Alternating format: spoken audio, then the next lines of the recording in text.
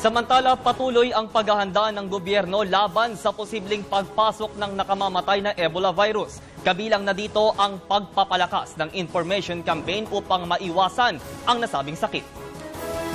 Ito'y ang sinasagawang paghahanda ng pamahalaan laban sa posibleng pagpasok sa bansa ng Ebola virus disease.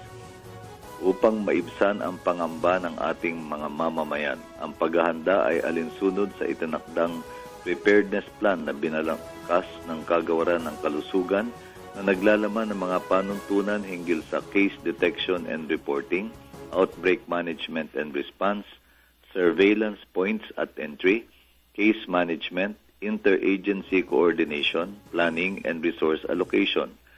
Sa isinagawang pambansang survey ng SWS hinggil sa kaalaman ng mga mamamayan sa Ebola virus disease, 73% ang may kaalaman hinggil sa sakit. Sa bilang na ito, 82% ang nagsabing sila ay nababahala na makuha o mahawa ng sakit.